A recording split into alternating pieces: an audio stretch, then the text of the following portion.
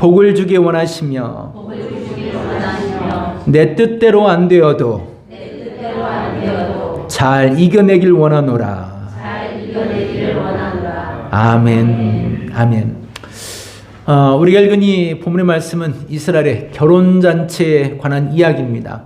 우리 좀 전에 찬송 불렀죠. 그날 밤에 신랑이 왔다. 신랑을 맞으라. 이런 찬송의 고백 담겨있는 이 본문의 이야기입니다. 신랑이 친구들과 함께 신부를 찾아오죠. 신부는 신랑이 오기를 기다립니다.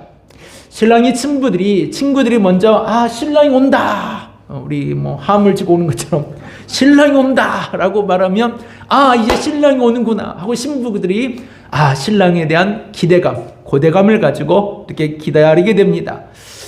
근데 이게 보편적인 결혼의 모습이었는데 이 결혼의 문제도 뜻대로 되지 않았던 것 같아요. 문제가 발생했습니다. 잔치를 기다리고 신랑을 기다리는 이 신부들에게, 결혼의 가장 주인공 같은 이 신부들에게 문제가 발생하였습니다. 분명히 결혼하기로 작정한 날이었습니다. 그런데 결혼한 날인데 이게 정말 내가 결혼한 날 맞는가 싶을 만큼 신랑이 올 시간도 됐을 건데, 보편적으로 일찍 신랑이 와서 같이 잔치를 하고 포도주를 이렇게 잔치를 하고서 먹고 모든 일가 친척들을 다 불러와 축하한다 이 소리를 들으면 하루가 정말 행복한 하루가 되어야 되는데, 신랑이 오지 아니하므로, 신랑이 더디 오므로 이 불확실한 이런 결혼 잔치가 되고 말았습니다. 왜 오지 않는 것일까?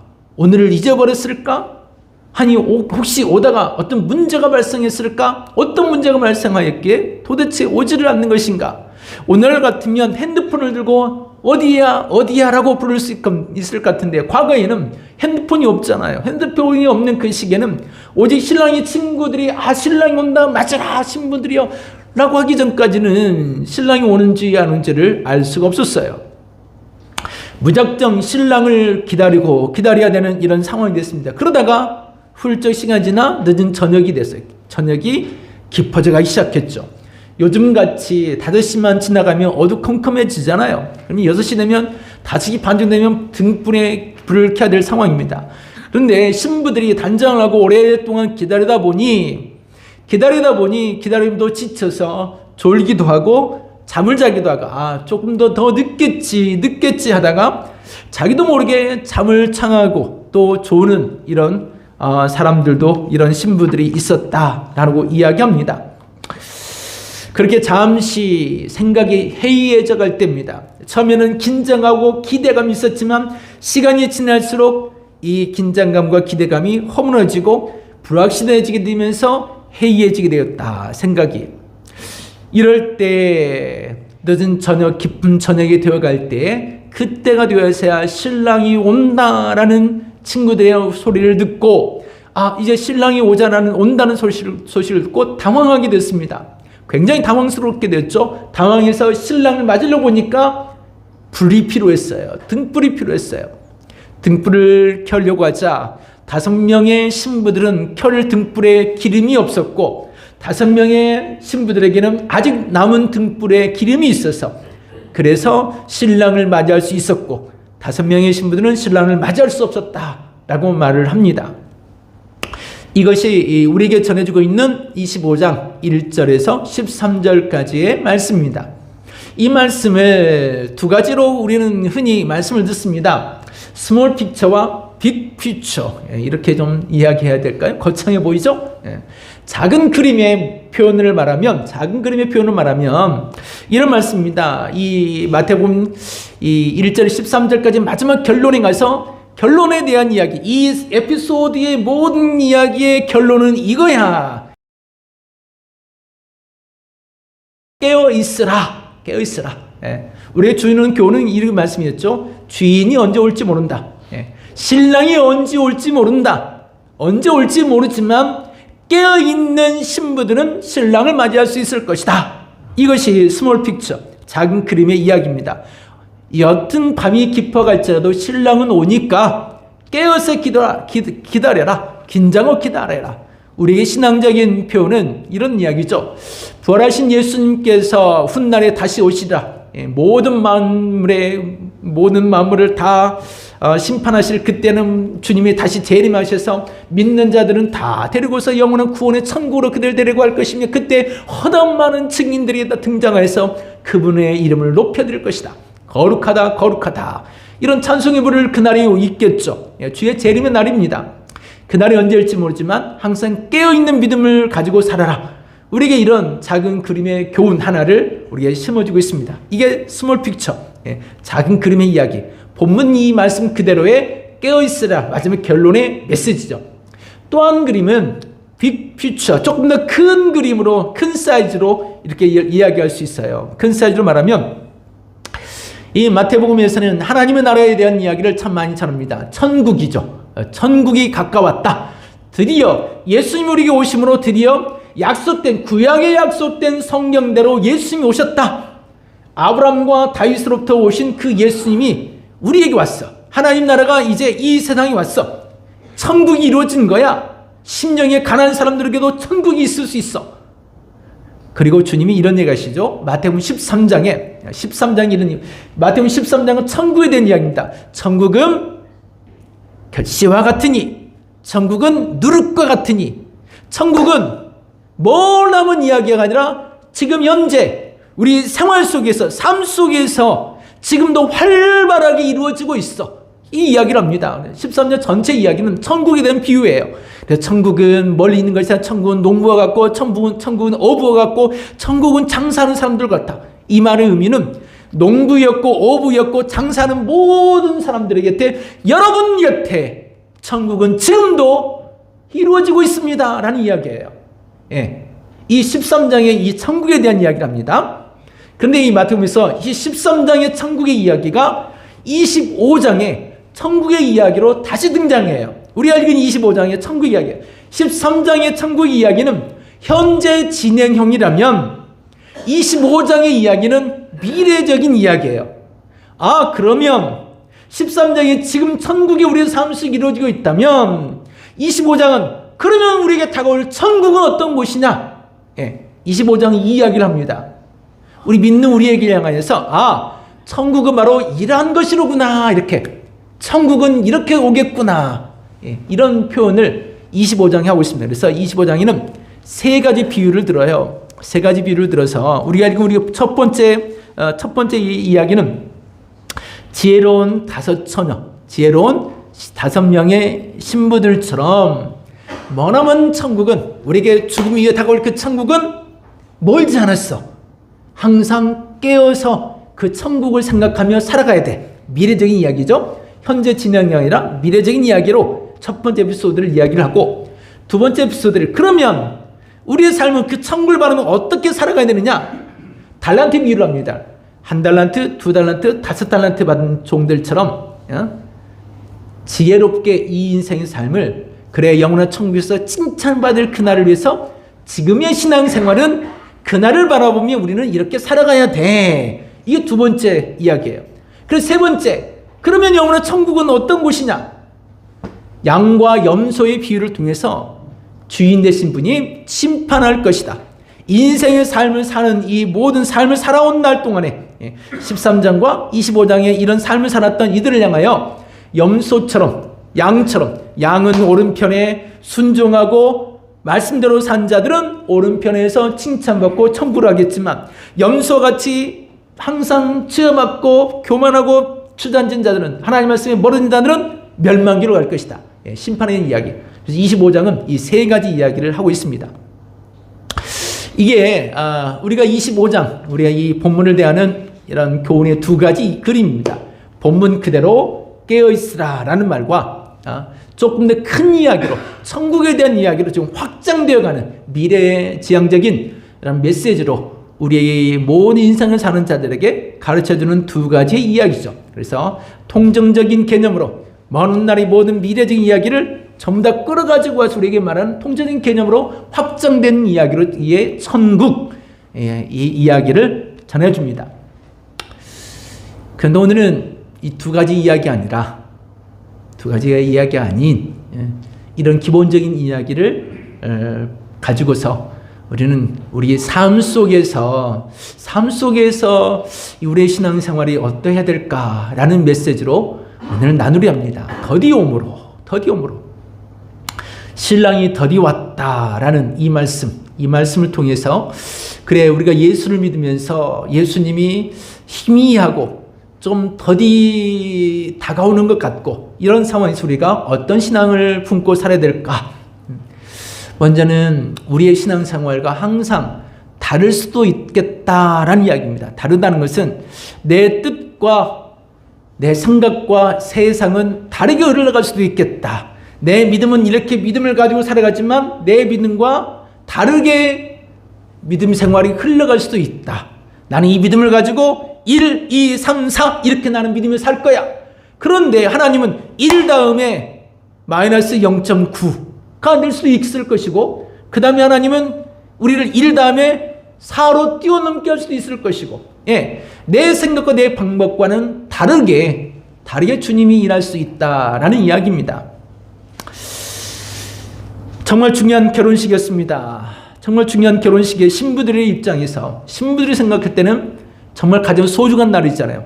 아마 대다수 그렇지 않을까. 우리나라도 많은 여성들이 결혼의 피크타임에 결혼까지 쫙 대다수 좀 그랬던 것 같아요. 결혼하기 전까지는 여성들이 좀 많이들 좀 우위를 좀 차지할 수 있어요. 그런데 결혼한 다음에는 시댁이 같이 결부되면 조금 이렇게 낮아지더라고요. 신랑과 신부같이 있을 때는 여성들이 좀 높은 위치에 있는 것 같은데 같이 결혼한 다음에는 이렇게 낮은 위치로 가는 것 같아요. 언제까지요? 여성이 세질 때까지. 세질 때까지. 안 세지면 많은 거고 세지면 여성의 말을 잘 들으면서 따라가는 거고 여성이 남성 말을 잘 들으면 따라가는 것은 여성분들이 좀 그만큼 강인해졌다라는 거겠죠. 여튼 이 결혼잔치까지 이때는 신부들에게 있어서는 자기 라이센스를 가장 행복해질 날. 그래서 결혼에는 신부가 가장 행복한 날이라고들 흔히들 많이 합니다. 오늘날도 그러죠. 오늘날은 그래서 젊은 남자 신랑들이 아내를 위해서 축가도 불러주고 축가는 남이 불러주는 게 아니라 이제 신랑들이 불러주는 사람도 있더라고요. 그래서 신부를 위해서 춤을 춰주는 신랑도 있고 별별이에요. 신부가 최고라 이야기죠. 속으로 생각할 때는 저렇게 결혼한 다음에도 저렇게 살아야 될 텐데 그 생각은 해봅니다. 신부와 결혼에 관한 이야기. 그런데 이 신부에게 있어서 상상할 수 없는 문제가 발생하죠. 상상할 수 없는 문제가 발생했어요. 신랑이 더디 온다. 신랑이 더디 온다는 것은 신부로 하여금 굉장히 불안함을 가지게 합니다. 가장 무슨 생각이 들까요? 내가 싫은가? 이 날을 잊어버렸나? 왜 오지 않는가? 그러면 신부 곁에 같이 와 있는 친구들은 뭐가 되는 거예요? 친지들은 또 뭐가 되는 거예요? 이 날을 위해서 같이 축가해 주겠다고 먼 이웃 동네에서 멀리서 친구들이 비행기까지 타고 날아온 친구가 있다면 그 친구에게 부끄럼과 수치와 창피함, 행복함의 그 상징적인 결혼의 잔치가 수치와 부끄럼이 될 수도 있겠다. 신랑이 더디 오므로 가지는 이런 마음들입니다. 신부는 신랑이 오면 얼굴은 어떻게 생겼을까? 어떻게 오늘은 멋쟁이가 되어 있었을까? 근사할까? 신랑이 나에게 첫 번째 나에게 무슨 말을 할까? 나는 신랑과 함께 어떻게 살까? 어떻게 모시고 부모는 어떻게 모시고 자녀는 어떻게 낳고 나는 어떻게 결혼해서 어떤 집에서 어떻게 살아갈까? 그것보다는 신랑이 나를 어떻게 대할까? 나를 어떻게 사랑해 줄까? 아마 이런 기대감이 있겠죠. 이런 기대감으로 신랑을 맞이하고 있었을 것입니다. 근데 이 모든 순간이 흐지부지해지기 시작합니다. 더디 오므로라는 말은, 신랑이 더디 오므로라는 말은 신부의 기대감이 그래도 이 정도는 되겠지. 그래 이 정도는 되겠지. 아니 그래도 이 정도는 되겠지. 아니 그래도 이 정도는 되지 않을까, 이렇게 마음속에 기대감과 설렘이 무너지고 꺾여지고 그러거나 말거나 언젠가는 뭐 되겠지 하면서, 그래서 졸게 되고 잠을 청할 수밖에 없었다라는 것입니다. 신부의 생각과 완전히 달라졌어요. 뜻하지 않은 이 변수가 발생했다라는 이야기죠. 우리가 예수님을 믿으면서 내 마음의 구주로 영접하고, 주님 내 안에 오셔서 나의 주인이 되셔서 나를 다스려 주십시오. 다스려 준단 말은 이런 말이에요. 내가 불끈불끈 올라올 때 주님 나를 좀 차분하게 좀 내려앉혀 주시고, 내가 내게 없이 있을 때 주님 나에게 힘을 붙돋아 주시고, 할렐루야. 주인이니까 주인 되신 주님이 나를 좀 이끌어 달라는 그 마음도 담겨져 있는 것이잖아요. 우리가 예수를 믿으면서 영원한 천국을 바라며 살아갑니다. 영원한 천국을 향하여서 믿음을 가지고 이렇게 예배할 때는, 그래 천국이 있어, 예수를 믿으며 천국을 할 거야, 내 삶 속에 주님이 목자가 되어서 다스려 주실 거야. 근데 막상 일상은요 전쟁터와 같습니다. 일상은 우리가 흔히 교회 밖에 나가면부터 시작된다고 이야기하죠. 진짜 그런 것 같아요. 성경적으로 말하면 내 문 앞에 사단이 엎드려 있느니라. 가인과 아벨에서 그 말씀을 하는 것처럼 정말 우리 집만 나가게 되면 전쟁터가 따로 없어요. 자동차부터 시작해서 뭐 너무 자동차에 달리기를 그렇게 경주를 잘하는지, 자동차만 경주만 잘하면 모르겠어요. 옆에 쳐다보면 왠지 모르게 나를 향하여 째려보는 것 같은 사람들. 예전엔 그냥 보는가 보다 했는데 요즘에는 째려본다고 얘기를 하는 것 같아요. 전쟁터의 일상이에요. 일상이, 모든 우리 삶의 일상이 전쟁터와 같은 이런 삶을 살다 보면, 이런 삶 속에서 우리의 믿음은 어떻게 되었느냐? 한마디로 보면 더디어져요. 우리 신앙생활이 굉장히 더디어져 간다는 이야기입니다. 내가 생각하기에는 예수를 향한 그 믿음을 가지고 살아가면 내 앞에 신호등이 파란색 쭉, 이걸 우리는 원하지만 매 일상은 파란색이 희미해지고 빨간색이 자주 돌출되고 울퉁불퉁한 내 인생의 삶으로 타다오면 예수님 하다가 뭐 주님이 도와주시면 도와주고 말면 말고 그냥 누군가를 찾아서 주여, 주님이 이렇게 저렇게, 예수님 이럴 때는 이렇게, 주님 저럴 때는 이렇게, 예수에 대한 믿음과 감동이 내 안에서 감동을 받으면서 주님과 함께 더불어 사는 삶이 아니라 일상의 전쟁터에서 우리의 신앙이 자주 더디어지고 무뎌져 버린다는 이야기. 흐지부지해져 버려요. 불확실하게 되는 거죠. 예수를 향한과의 그 관계성의 긴장감이 신부가 신랑을 기다릴 때 그 긴장감과 소망이 아니라 변수가 생길 때마다, 내 생각과 달라질 때마다, 내가 가지고 있는 믿음과 달라질 때마다, 내가 가지고 있는 믿음으로는 주님이 어떻게 해주셔야 될 것 같은데, 내가 가지고 있는 믿음으로는 내 남편이 다음 주에는 교회에 와야 되는데, 그랬으면 좋겠어요. 여러분들에게,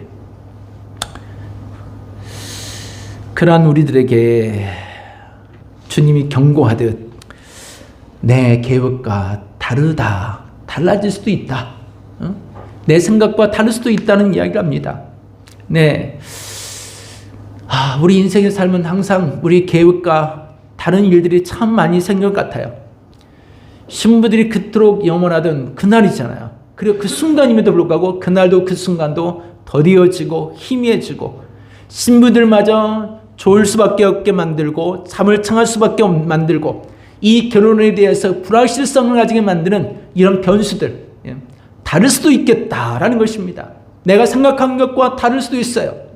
내가 믿는 하나님, 그분은 위대하신 하나님이니까 매 순간마다 나를 위하시고 오른편으로 나를 붙드시고 강한 팔로 나를 인도하시고 불 가운데도 지나게 하시고 물 가운데도 지나게 하시고 불석도 아무런 아랑곳하지 않게 만들고 침몰한 물 속에서도 나를 구원하신 분.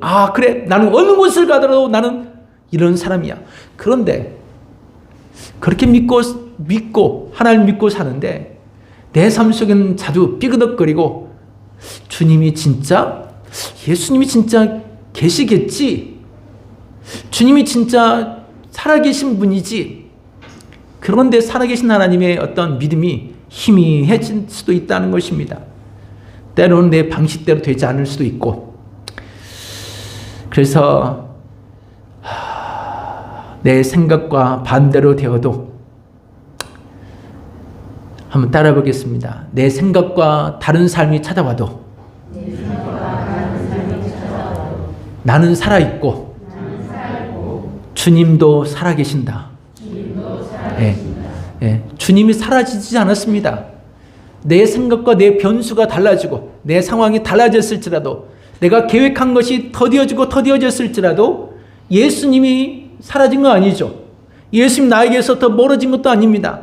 내 눈동자를 너희를 향하여 보신다라고 말씀한 그 눈동자가 나 너 안 볼 거야 그러신 분은 아닐 것이고, 내가 그분의 눈동자에서 영원히 사라진 것도 아닐 것이고, 내가 새벽 날개를 치고 멀리 갈지라도 새벽 날개를 치고 나를 찾아오시는 그 주님이신데 어찌 나를 모른 척하고 모른다 할 수 있겠습니까? 그러실 분은 아니잖아요. 그분이 변하거나 달라지지 않습니다. 어제나 오늘나 영원토록 동일하신 분, 변하지 않으시는 분, 그분의 하신 말씀도 변개치 않으시는 분, 이것을 두 가지를 할 수 없는 분, 거짓도 없으시고 변함도 없으신 분, 우리 하나님이라고 말씀하시거든요. 내 상황이 달라졌을지라도, 여러분이 계획한 대로 되지 않았을지라도, 여러분을 가진 믿음을 가지고 부딪혔는데 여러분 믿음대로 되지 않았을지라도 그 주님이 사라지지 않았다는 거예요. 그 예수님이 달라지지 않았어요. 여러분을 향한 사랑은, 그분의 사랑은 변하지 않았습니다. 바뀌지 않았어요. 그분의 생각은. 가령 요즘 누구나 김장합니다. 오늘도 김장철이나 시골에 김장을 하신 분들이 좀 계시는데, 그래도 주일 성수했으면 참 좋겠다 하는 마음을 갖습니다. 변수는 항상 발생하는 것 같아요. 이렇게 변수라는 말을 하죠. 김장을 하게 되면 요즘에 배추를 다 그대로서 이렇게 김장합니다. 당연히 그렇게 하겠죠. 왜? 날이 추워지니까. 날이 추워질 때 배추를 그대로 다 꽁꽁 얼어서 온 배추 가지고 먹지는 않을 거 아니겠어요? 이번 주간에 날이 너무 많이 추워진다. 갑자기 많이 추워진다. 영하 5도, 영하 7도 내려간다 해서 김장할 배추를 뽑아서 김장할 시간들은 없는 것 같고 그냥 지나가야 되나 보다 싶어서 안 되겠다. 그래서 배추를 얼미니까 뽑아야 되는 것이 당연하잖아요. 이게 계획이에요. 그런데 이 계획도 안 될 수도 있겠다라는 생각이 들었어요. 그래서 집사님이 가져다 주신 것으로 비닐하우스를 쳤습니다. 하우스를 쳐서 배추를 이렇게 비닐하우스를 쳐줬어요. 배추를. 수십 개의 배추를 그래서 비닐하우스를 쳤어요. 내 계획에는 이때 김장하면 되겠다 싶어서 배추를 뽑아야겠다. 추워지기 전에. 그랬는데 날이 추워져도 뽑지 못할 수도 있다는 이야기입니다. 우리 생각과 우리 계획과 다른 일이 생길 수 있어요. 그렇다고 김장을 안 하나요? 김장을 하면 돼요. 김장하면 되잖아요. 달라져도, 다른 일이 발생했어도, 더디어졌을지라도, 내 생각보다 더 빨리 갔을지라도, 더디어지거나 빠를지라도 여전히 변함없으신 주님은 우리에게 계세요. 그분은 우리의 신랑 되신 분. 신랑은 더디어 올지라도 빨리 올지라도 내 계획과 다른 신부들의 생각과 다를지라도 그 신랑은 분명히 온다. 이것이 우리에게 전해주는 말씀입니다. 기다려라. 신랑은 분명히 계신다. 우리의 상황이 없다 할지라도 주님은 여전히 살아계신 분. 여러분의 상황에 변수가 발생할지라도 하나님은 여전히 여러분을 천국으로 인도해 주실 분. 그분에게는 변함이 없어요. 이 믿음의 확신만큼 우리가 달라질 수 없는 거예요. 그래서 한번 따라해 보겠습니다. 시련을 피해서 잘 되는 일도 있지만 시련을 견디어 잘 되는 일도 있다.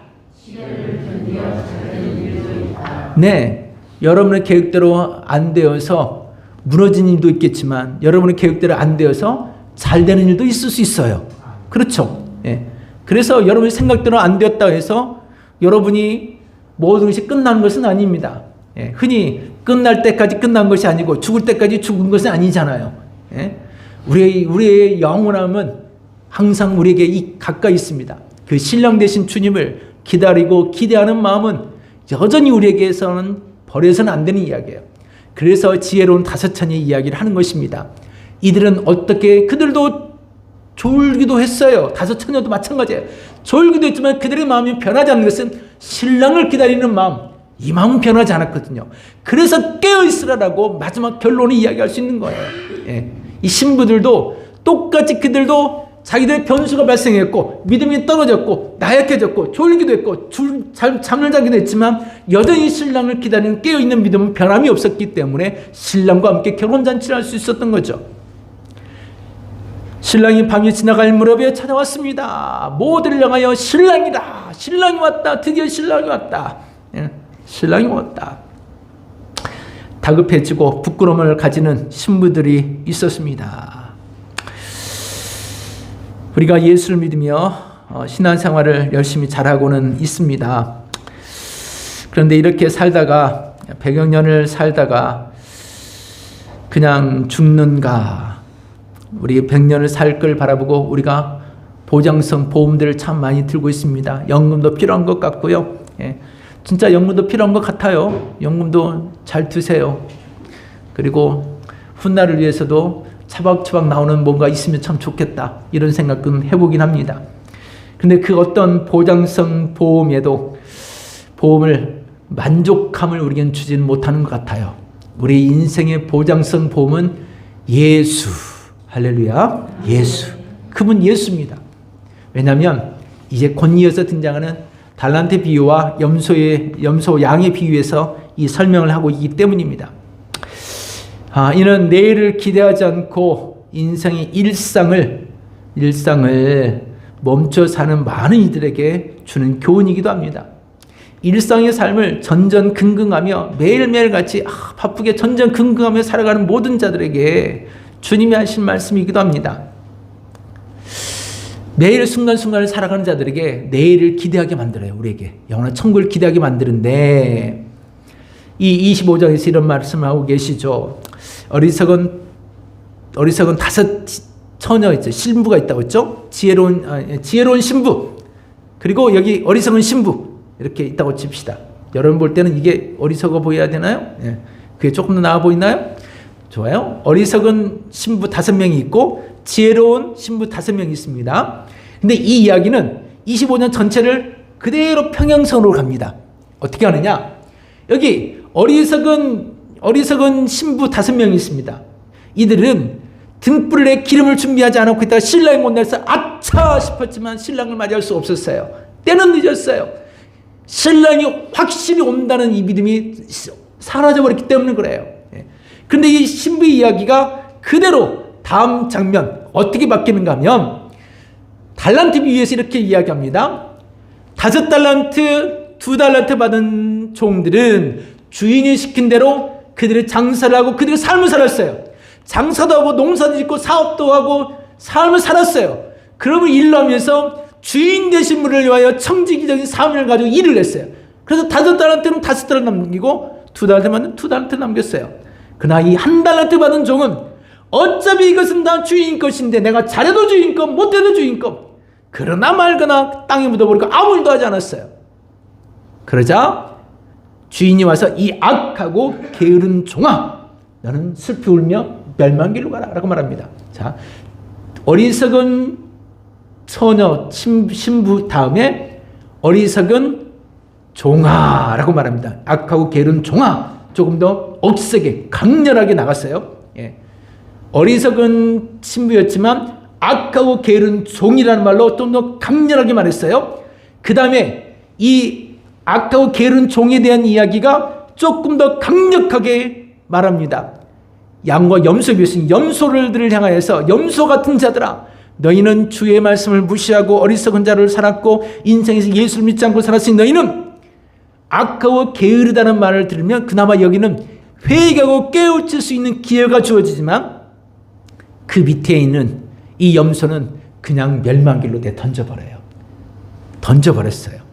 반면에 지혜로운 이 신부의 이야기는 착하고 충성된 종들아 라고 말합니다.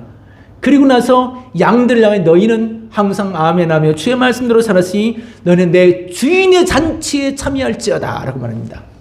조금 더 점집성을 이야기하고 있죠. 이 모든 내용의 근본적인 이야기는 신랑을 기다리는 신부와 같이 그 주님이 분명히 살아계심을 믿고 기다리는 자들의 이야기가 같이 포함되어 있어요. 우리로 하여금 그 신랑을 기다리는 신앙생활, 신랑 되신 주님을 믿는 신앙이 우리에게 있어야 된다는 이 강렬한 이 메시지 하나를 우리에게 담겨주고 있습니다. 분명 우리 인생은 엉겅퀴들과 장애물들이 자주 우리를 무너뜨리게 할 것입니다. 우리의 신앙을 자주 억압하게 만들 거예요. 여러분의 신앙을 자주 흔들리게 만들 거고 졸게 할지도 모릅니다. 잠자게 할지도 모릅니다. 여러분의 신앙을 흐트러뜨리게 할지도 몰라요. 하지만 여전히 주님은 내 생각과 내 방법이 달라졌을지라도 그 주님을 잊지 말아라. 우리가 믿는 주님을. 그래서 안 됐을지라도 포기하지 말라는 이 메시지를 우리에게 잠겨주고 있죠. 꼴찌 기러기에게 박수를 보낸다. 동화의 이야기입니다. 어떤 동화의 책인데요. 가장 늦게 태어난 막내 기러기가 있었어요. 이 막내 기러기는 항상 아버지에게도 야 너는 왜 이렇게밖에 모지 못하니, 또 형제들한테도 너 때문에 우리가 늦었잖아, 너 때문에 우리가 뭐 하지 못해서 너는 왜 항상 이렇게 막내여서 그 헤엄치는 것도 제대로 못하고 누가 이렇게 와도 너는 왜 이렇게 항상, 그렇게 막내는 항상 나는 항상 못하는 막내가 돼버렸어요. 못하는 막내예요. 갑오지 헤엄치려고도 항상 막내 꼴찌, 뭘 해도 항상 뒤늦어, 뭘 해도 안 돼, 뭘 해도 안 되는 이런 막내가 돼버리고 말았어요. 그래서 막내가 항상 기가 죽어서 뭘 할 수도 없는 막내가 돼버렸어요. 항상 막내에게 다가오면서 따끔한 충고했어요. 아버지도 엄마도 형제들도 친구들까지 막내, 너는 막내라서 그래, 막내라서 그것도 못해, 이것도 못해, 이것도 안 돼, 막내라서 그래. 이 막내는 자기가 생각하는 것과 항상 달라요. 잘해보려고 해도 뭐에 부딪혀서 넘어져. 잘해보려고 해도 아버지 마음에는 안 들어. 잘해보려고 해도 형제들의 마음에는 안 들어. 뭘 해도 마음에 안 드는 거예요, 형제들 말에. 근데 이 막내가 무슨 생각이 있는가 하면, 그래도 나도 뭔가 필요가 있을 거야. 그래도 내가 뭔가 할 수 있는 일이 있을 거야 라고 생각합니다. 그래서 자기는 다른 형제와 모든 일을 다 하고 난 맨 나중에 하는 사람이 막내인지라, 그래 그럼 내가 맨 나중까지 한번 해보자. 무엇을 했는가 하면, 아버지가 자고 엄마가 자고 형제들이 다 자고 친구들이 다 잠을 자도 맨 마지막까지 잠을 안 자고 눈을 뜨고 기다리는 일을 했어요. 눈을 뜨고 기다리는 일을 했어요. 그렇게 기다리는 게 습관되고 되던 어느 날, 바수꾼이 총을 들고 기러기를 죽이려고 오는 그 모습을 보고 이 막내 기러기가 바수꾼이다 소리치고 깨웁니다. 잠자는 기러기들을 깨워서, 그러고 나서 기러기들이 다 살 수가 있게 돼요.